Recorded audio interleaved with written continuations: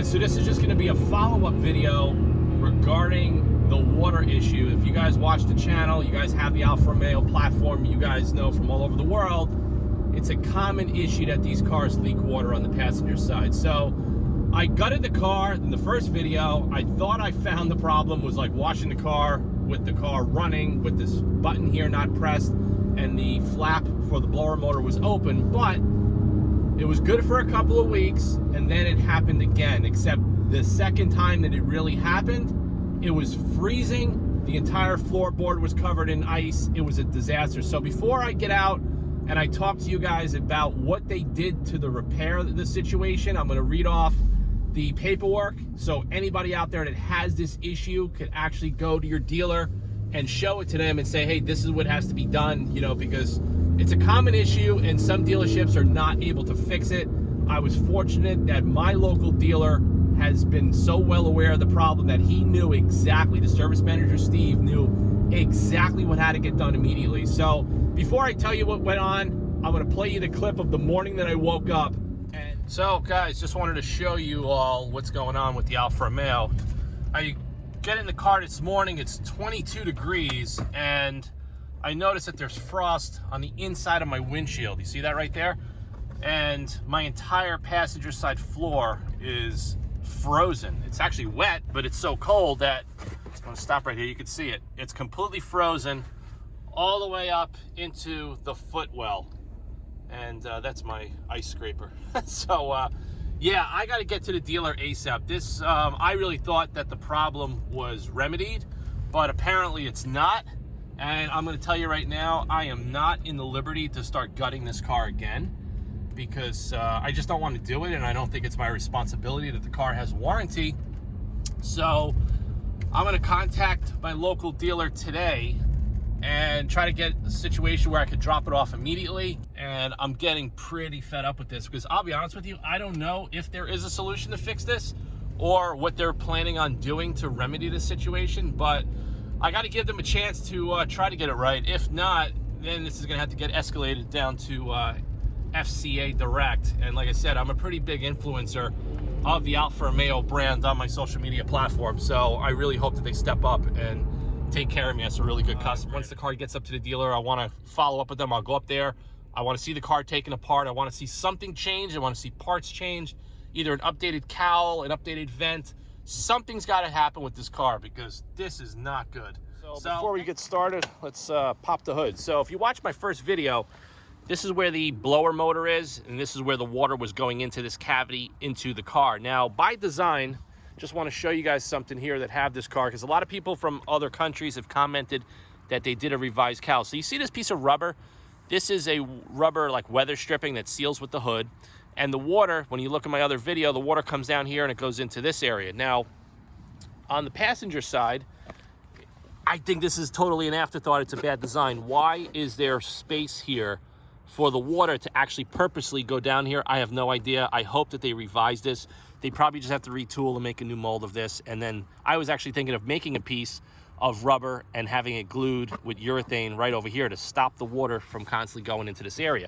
But besides the point, so what was happening is, I'll show you guys a clip from the other video. As that motor flap was opening and closing, it was getting stuck. And according to the repair bill and what was done under warranty, I'm gonna go in the car and I'm gonna explain to you exactly what was going on. The service manager told me when I dropped the car off, he immediately knew what parts to change and what failed. I don't know how, but I guess this is, he said it's a very common problem. And when I posted my very first video on the Auto Fanatic YouTube channel, I heard from people all over the world, all over Europe, Asia, America, Canada, that have had this same problem. Some people got fed up because they brought the car back several times and there was no remedy. So that's why I'm posting this video. I really want you guys to know exactly what happened, what parts were changed, and if you guys truly love this car the way I do, go to your dealer, show them this video, and get this thing solved for once. So I got the repair order here. So problem, customer states water leaks down passenger side footwell. They changed the motor blower assembly. They changed the AC lever actuator. It's an arm that opens and closes that flap that I showed you under the hood. They also replaced the body control module. Now, why did they replace the body control module? Because right on the floor underneath the footwell, all the water was pouring down on the body control module. Even though it's a sealed type of ECU, precautionary measures, they were smart enough to replace it so there was no future problems down the road. They also replaced the carpet. So the carpet assembly, which is part of the molded foam, the entire passenger side was replaced. They also replaced the door actuator. So I'm just going to read over some lines here as far as what they did. It says, remove glove box assembly to inspect further. So they told me all of the repairs that were done from under the glove box area. And if you guys watch my video, I just recently did the same thing to replace the cabin filter. They didn't have to go under the hood. They didn't have to do anything with that. Now, some of you guys in other countries reported that there was a revised cowl assembly. Now, is that country specific for right-hand drive cars? I don't really know. I wish I knew more about that. But the only thing that I see with the front cowl that I think is an afterthought in design and engineering is that rubber weather stripping not being longer to prevent the water from going into the cavity where the blower motor is. So this is what they did. The recirculation door actuator was binding, not allowing complete closed position to be reached. They removed the blower motor and inspected and verified that water was inside the motor, which means that water was still coming into the car from that cavity. So they inspected the body control module, verified all pins were okay, but water spots and signs of visual on the BCM housing. Replaced body control module as precaution. Carpet also has signs of water contamination. Replace carpet as needed. And then this was the check engine light when it goes into lit mode. That was another video. I cleared out the code myself. There was no further codes in the car. There's no fuel pressure rail sensor codes, nothing. Everything else is sorted out. So the service manager was telling me of what went on is the flap, that little half moon shaped flap that opens and closes when you push this little button here. He said that there was a gear on that mechanism that was cracked. Now, my theory, I don't know exactly what caused this or what causes this problem with other people around the world, but my theory is this. The car never had this issue in over 2 years. The car gets washed sometimes 5 times a week. It sits out in the rain, sits out in the snow. It's my daily driven car. So what I think happened this year, something went weird. Somehow water got into that cavity. It creeped into the blower motor. We had extreme winter this year. We had, it was really, really cold for week after week after week. It was just totally nuts. I personally think that water got into that blower motor housing in between the flap and the gear and everything where all those moving parts are. They're all plastic. What happens when the water freezes? It expands. It definitely expanded, caused something to crack and break. So I'm kind of glad that it happened now. You know, since I've had the car for so many years, it's been trouble-free, really. And it's just a stupid thing that happened. Now, would this have happened if I left the car in the garage for a couple of weeks? I don't really know, but people have reported that they've had this issue in other parts of the country and other parts of the year. So I don't really know if it's climatic dependent, but I just know that it happened in winter. Now, when the first time it happened, I shot some video clips on my phone. I was beyond frustrated because it was 20 degrees outside. My car was literally, there was inches of water in the passenger footwell, and I actually gutted the car myself. I pulled the carpet out, pulled the seats out, I dried it all out, reassembled it, and my theory and my thought at the time was, well, I probably screwed up because I washed the car with the car running and I never hit this button, or that flap got stuck, which is underneath the hood where the HVAC motor is. That wasn't really the case. Yes, it did get stuck. Something was definitely binding. It wasn't closing all the way. So the technician said it was open about a ½ inch. Now, you could only imagine a ½ inch cavity that's probably 10 inches long while you wash the car, while the car's sitting out in the rain or snow. It's just going to make a flood into the cabin of the car. By design, like I said, it's just a bad design. I think they probably won't revise the design until this model and this platform gets completely revamped, maybe in 2022, 2023. We don't really know. So for the time being, you know, the protocol is replace the motor, replace the actuator, replace the BCM module, replace the carpet. Very simple, very painless. Nothing was broken on the car.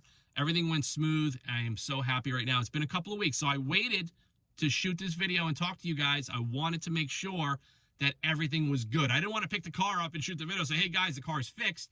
I wanted to make sure it was good. So I left it out. We had a couple of bad rainstorms. I left it out for a couple of days, no problem.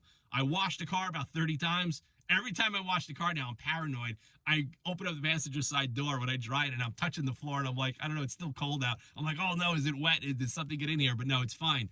There's no more moisture on the inside of the windows. That's problem solved. There's no smell in the car, which is great. That was my concern, was water getting into the car. It's going to cause a mildew mold smell.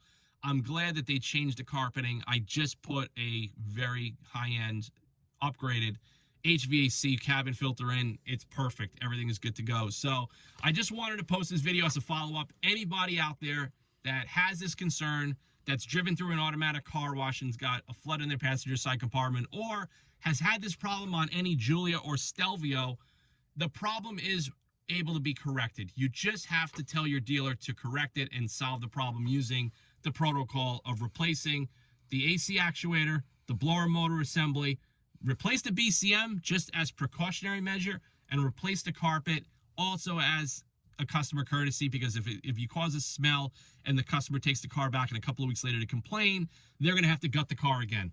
Let them do it and insist that they do it the first time around, and everything is going to be good to go. So like I said, I'm still enjoying this car. I absolutely love it. What I'm going to do with it, I don't know. I mean, I've actually been toying with the idea of selling this one. If anybody out there is interested, let me know.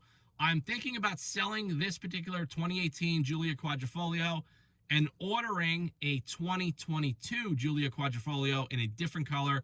Probably do carbon ceramic brakes. Definitely going to do the carbon seats. I don't really know yet. I just wish that there was more information being released to the dealers that know, are there going to be changes? Is it going to be more tech? To be honest with you, I had the loaner car with the touchscreen. That really doesn't do anything for me. I could care less about touchscreen. I don't care about the tech. I want to know, did they change the spring rates? Did they change anything in the engine? Does it have more power? Is the exhaust system louder? Is the brake-by-wire system better? I don't know. If anybody knows that or has any information, contact me direct. Post it in the comment section below. I don't know. That's my thoughts now, because I'll be honest with you, I don't really know what I would replace this with. The new M3 is definitely not even an option, but I do plan on driving one soon. I want to do a review for you guys. I want to really give real solid feedback as far as what I think of that new M3. I had an F80 years ago when it came out. Cool car. Definitely needed a lot of refinement. There was a lot of things about the F80 I didn't like. Number one, I didn't love the motor, and the suspension in the back was all over the road. You had to be really, really careful with that car. It's too much torque down low, and the back of the car would skate all over the place. You get killed in that thing. That's why a lot of people wreck those cars, and that's why the insurance is so high on them. But I think from owning my car that's got the slight modifications, that's set up the way I set it up, I think it's going to be a really good video for me to show you guys the new BMW M3. Everybody hates the way it looks. I agree. I do too. There's no way I would buy that car no matter what. I just wouldn't buy it. I also think it's way overpriced. When you spec it all out, you're at 100 grand. It just doesn't make sense. Now, you know, as we see in cars, the cars are getting bigger. The tech is getting more intense. And the prices are going through the roof. So whereas an M3 back in the days was like in the 40s, 50,000, then it went up to 60, 70,000. Now it's at 100,000. Now the cars are becoming more into the next class. Instead of being an M3, you might as well just call it an M5, and then the M5 is going to be called whatever, because everything is getting bigger, more complicated. And there's just, I don't know. A lot of people think the car drives great, but we'll see about it. But like I said, thanks for watching this video. Please subscribe to the channel. Stay tuned. Anybody with the Alfa Romeo anywhere in the world, contact me if you guys have any issues on anything on the car, you have any questions. But the water problem is solved. I'm good to go. I'm start the car back up, and I'm going to enjoy the rest of my day. So I'll see you guys in the next video soon, and stay tuned for the new BMW M3 road test and review coming to this channel very, very soon. See you guys later.